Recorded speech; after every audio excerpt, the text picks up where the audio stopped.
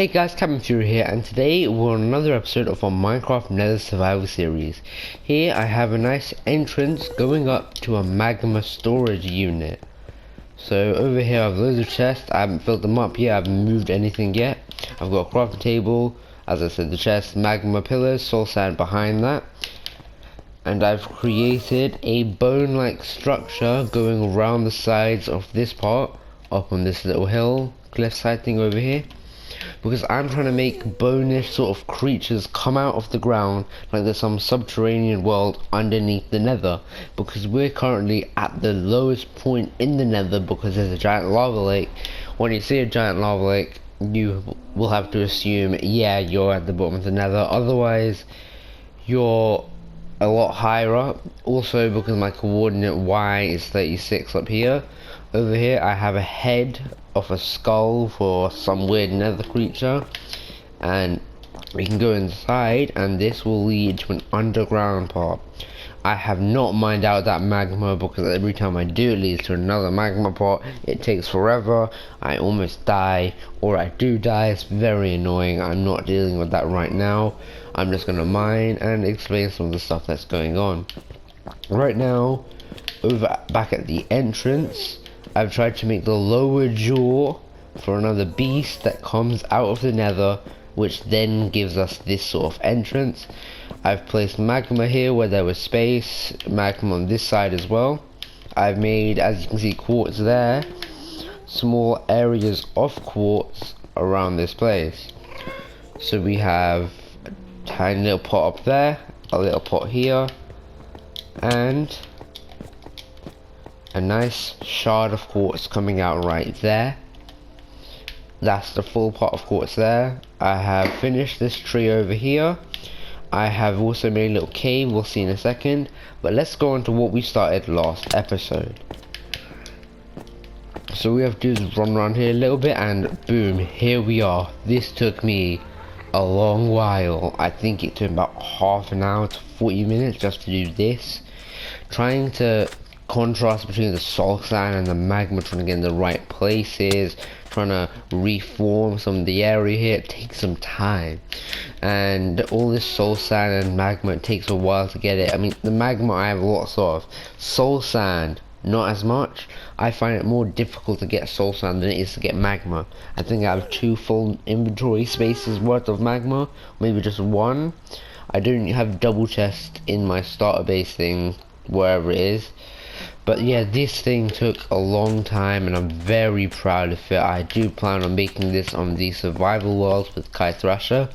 I also tried to imitate a bit of the new Soul Sand Valley that's coming out soon, even though we don't have Soul Stone or whatever it was called, and then all the blue fire which naturally spawns in Soul Sand Valley, which we'll explain about a bit later as well.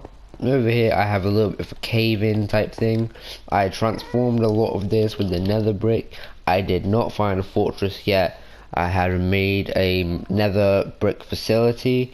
I've got magma in the floor, quartz on the sides, a lot of quartz, soul sand for also support. For some reason the pigman in here. I've also got nether brick on the roof and magma around the entrance. Now how about we check out that nether facility I just spoke about. I think what's in there is maybe done or not done. According to over there with the furnaces, I think it's already finished. I have stacks each going in, making the bricks and then the brick blocks. So let's go over there and check it out. Right up here, a crafting table and a chest, 2 lava buckets, and now 2 stacks of netherrack with 21 extra blocks. Here I have my 7 furnaces. In this hopper right here we have all 7 buckets that I need over here. I want to expand it by 2, but then I didn't have enough iron, which is why I have 2 extra buckets there. Over here is all of my nether brick. Yeah, this takes a while to collect all of this and then put it in the furnace system.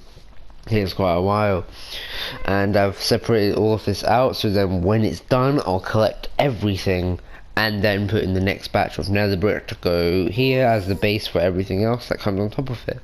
And I really can't wait for that, because I'm also using some of the nether brick from there for this to try and make a pipe or something going out from here, maybe connecting down there into the lava, imagining that the lava is somehow the power source or something, if possible having glass coming out and then the magma or the lava from the inside just coming up, looking like the lava is the main fuel source as it is here, just to make it look a bit more realistic, and to also have the nether brick here, wherever I need it. I want to have a tube, so if people mine out or something, or if I mine out, you can see that it's not just this, there's actual walls, it's not just netherrack. So let's hop on over to the beasts.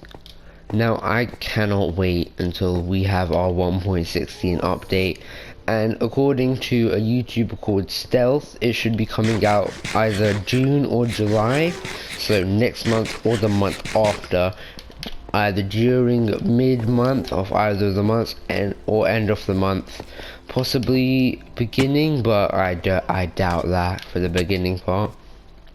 So here we have the beast with its bones going all the way down. We have its jaw up here. We have a slot for 2 eyes. It was originally going to be one cycloptic eye, but then I decided to go for 2 separate eyes because it sort of fitted in. I accidentally put a block there. I decided to put one there. Decided, yeah, 2 eyes, let's go for it. And now I have 2 eyes on this thing, which I absolutely love. So eventually I'm going to actually turn this thing alive, so these parts for the jaw will be quartz, and then we can have a real jaw for the real beast. And then those spines there are the remnants of the part of the same beast that made that jaw. So this world is going to get its own sort of history and background and everything. So when the head and everything's done over there, I'm then going to close this off, terraform around this sort of area, replace the netherrack with the magma, make it great. I'm gonna keep this sort of as a ditch and mine a bit lower, plug that up with more magma or soul sand. I'm thinking if I have a soul sand drop, a bit of lava at the bottom, and then one of these soul sand beasts coming right out of the middle. Same thing in the lava lake if possible. I've also started trying to make a bit of a nether island, make it a bit randomly shaped. I realized there was a giant dent there. I thought maybe there's land so I can pile up or something, make a staircase or watchtower going up, trying to mine in there, see what other floors there are, and hopefully find a fortress. So this doesn't go out too far yet. I can't wait to do that thing properly, but that's not my priority right now. It's just functional right now. So here we can just work on this thing, and hopefully we can get part of this mined out. Now, as you can see, there's areas here which I need to plug up with the netherrack that I mined from this, which is a bit annoying sometimes. I need to place the soul sand down, go back from base to base, see if I can get stuff done. Also, on the normal survivor series, we are going to be starting trolling Kai Thrasher, and I cannot wait for trolling. I don't have many trolls in mind, but for some of the trolls I need bamboo. I need bamboo for scaffolding, so I have some scaffolding trolls. If anyone wants to see some of the trolls that I am planning to use, check out a YouTuber called Green. His videos are amazing. I watch lots of him, Mumbo Jumbo, and all those other Hermitcraft YouTubers, which is why we started the Quarantine Craft, but we don't use that server because host isn't usually on when we're on or when we want to play. But yeah, Green has some very good tactics for trolling, which I am probably going to be using, since I think they're a great idea. I loved all the trolls he said, except for the lava trolls burning the house down. That's something I'm not going to be doing, because I don't want to burn his house down or put lava over anything, because I don't want to have any reset trolls. By reset trolls, I mean nothing that kills him or makes him angry or rage quitting or anything. Just small trolls. I'm planning the scaffolding chicken troll, or the one with man in the chicken costume. So I'm thinking stuff like that, very harmless ones. I don't want to do anything bad that's going to anger him. So I just want to try and keep everything a bit simpler, keep it safer, prevent him from raging, because he is also the host of the world, so I don't want to make him angry. Also, we're quite close friends anyway, so yeah, I don't want to do anything bad and prevent him from letting me on the world anymore. And I love that world. I have started making a train station there from a desert temple that we found. I've transformed part of it. I'm not going to be making that video until I've actually finished building the temple up and everything. So once that's done, then I will upload that video, but for now that will not be happening. But speaking of the 1.16 update, when that comes out, everyone's nethers will be updated with the update when they download it, or if their device downloads it for them. So on the PlayStation, it will usually be downloaded before you need it to.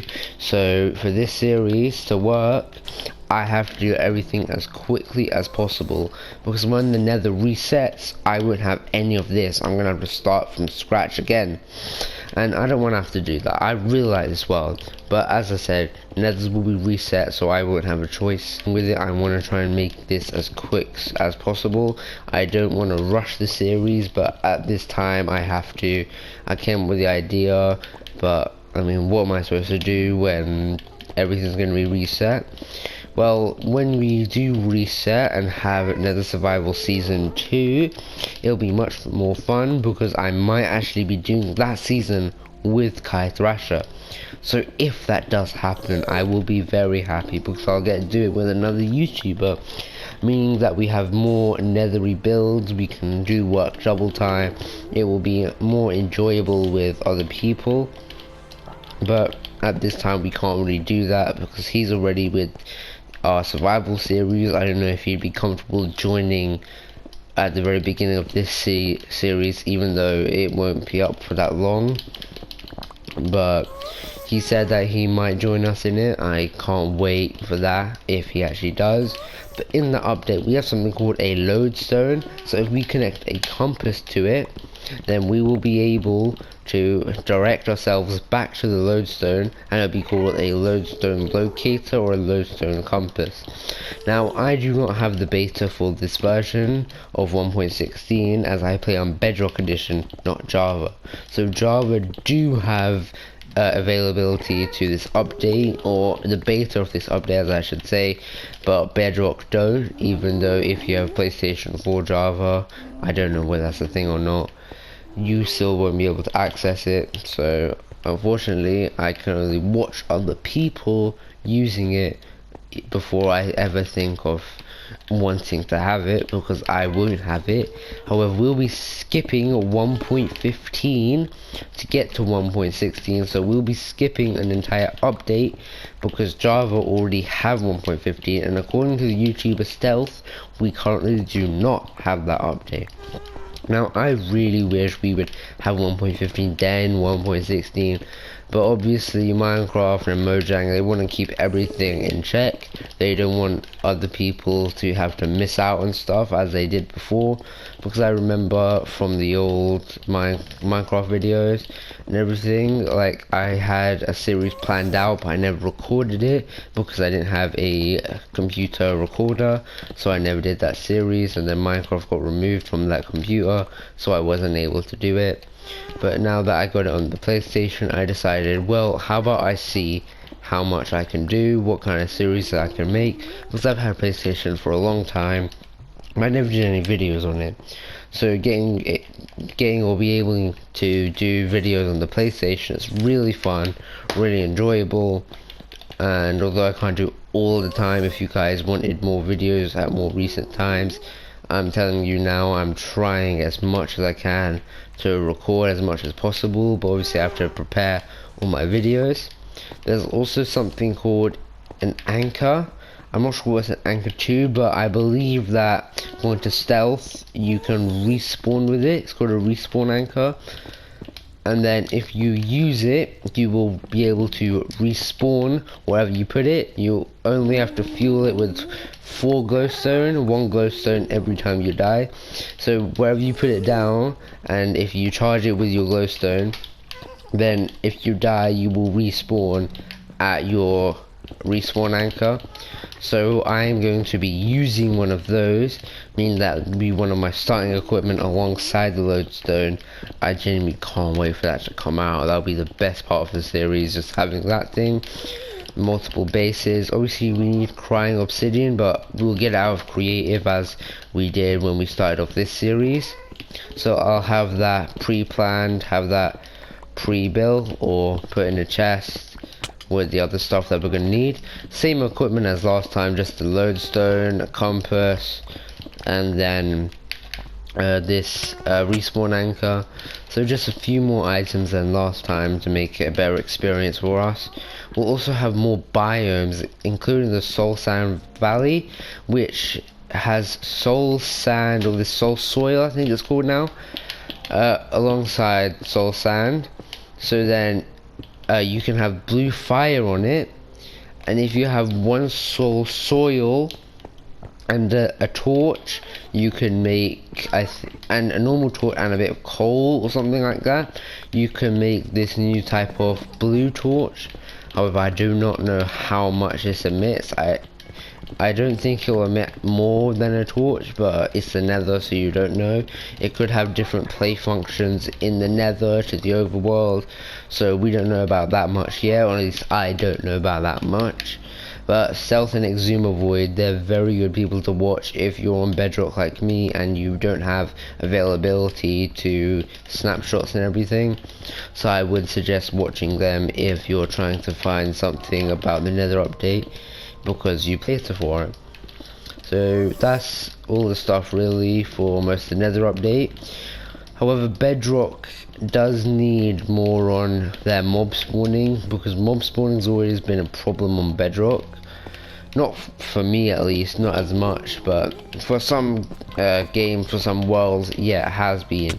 But specifically Bedrock, it isn't that great for most players anyway.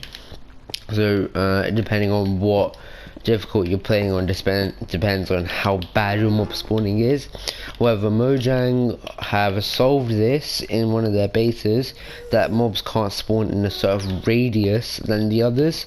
So if you want to check out Exuma Void's latest video on that, please go check it out as soon as possible, because it's very helpful. However, there's another YouTube that he got it from. I don't know his name, I don't watch that other YouTuber, but he said check him out. I watched part of that video on the mob spawning. It's quite useful. Again, don't know that YouTuber's name. Go check out Exuma Void's latest snapshot video. It'll explain part of what it's gonna have and everything. That stuff, I'm not very good at it. I don't know much about the new snapshot, but the biomes are going to be very fun, because then we can have more wood in the Nether coming from the fungi. So if you bone meal a fungi, or a warped fungi or a crimson fungi, you can then grow the crimson trees, and you can make really cool looking things. So as I said earlier, with the netherrack or nether brick facility, instead of having the lava flowing, you can have crimson roots or warped roots flowing through. That will look really cool, and I genuinely cannot wait for that to happen. That would be a really good function to have in this game. More like stuff in here, it's going to be like really good. But with the lodestone, everything, I'm saying this again, I can't wait for that to happen. We will also have, alongside Soul Sand Valley, the basalt something. I do not remember the name of it, but I believe it's basalt plains. You can get lots of basalt from it. However, there's something with the spawning and magma cubes and everything. I don't know whether the new snapshot has been dealt with that or not. I have not checked out the new snapshot fully yet, or haven't seen the video fully yet. But basalt plains, I think is, yeah. The problem with the mob spawning, there's mobs everywhere, according to the video by Exuma Void. Or was it by, I think it was by Stealth and Exuma Void. They both have videos on it. It's very informative, and I just can't wait till everything comes out. I do hope for more variety of mobs though, because there's the piglings and zomblings and some other things. So the piglins replace zombie pigmen, and you can do bartering with them. It's sort of like trading, but I don't know whether we're still going to have our traditional pigmen or not. I don't know. I mean, I hope we do, because the pigmen have always been in this game, and it's almost been 10 years of the same nether, so I am happy they're finally updating it. But the fact that if piglings or pigmen are not in Minecraft anymore, it'd be a bummer, since I mean there's pigmen literally everywhere in this world, or at least this nether. There's a lot of pigmen here, which I really like here. Keep me company when there's no other players here, and without pigmen, obviously piglings, the bartering, you can get lots of good materials. You just give them gold, you can get crying obsidian, you can get basalt, I believe. Go check out Stealth's video on the bartering and everything. His favorite 2 blocks, as he said before in one of his videos, also the lodestone and the respawn anchor. He said what it can do and everything, but he didn't test it out, because I mean, it's his world and he's already got some really good levels. He decided not to, but he explains everything in great detail. He's very informative. Most people I'm seeing, especially those 2, Exumboid and Stealth, very useful. Again, just check out their channels, subscribe to them as well. They're absolutely great YouTubers, and they give literally the most information. Also thank you to them as well for supplying everyone this information, because I'm very happy that there are YouTubers out there telling us, or everyone that doesn't have availability to the update, the base of the update, what everything's about. I'm very happy, and that I'm being given this information is very useful, and I just hope that they keep doing this, because then we'll be able to keep knowing what's happening, even though we won't be able to use it. But without being said, Java and Bedrock are going to be updated at the same time, so there's no one going pushed back. I'm not 100% sure about Pocket Edition though, because always Pocket Edition Bedrock, they're always a step behind Java and the other version. And now they're being brought back to speed, and everyone's getting the same content at the same time, and I'm really happy for that actually. So if I have any friends or anyone that doesn't have Bedrock, they have Java or something, they get this stuff before me, I won't be very happy, because then they'll be spoiling the stuff that I really wish I could have, because I used to play a lot on Pocket Edition when I was younger, and I just loved Pocket Edition. But then I never had the stuff until it updated on Pocket Edition, but it wouldn't update as recently as it would now, or we would always be a couple versions behind, so worse than Bedrock actually. But yeah, everyone's going to be up same speed, I believe. Again, I don't know about Pocket Edition. You'll have to check out Stealth or Exumboid's videos, because they'll be more informative about that sort of stuff if you're a Pocket Edition user. So yeah, I can't wait for everything. And as you can see what I'm doing now, I'm decorating the inside of what's going to be part of this beast. I just thought the soul sand looks good as a bonus thing, but also like for decoration. The magma in between really brings out some of the beast, or this creation that I'm making, and hopefully at the end of this series I can bring it to life, replace the quartz, some nether brick, magma. I don't know how I'm going to do this thing, but I'll be ready for when I do, and that'll be when I create all my bases. So my quartz facility, I finished the nether brick facility, I finished the other beast that I need to get done, so then that'll be holding all my magma. So my magma facility, I'll have loads of different storages and facilities everywhere. and that'll just have a great effect on this world.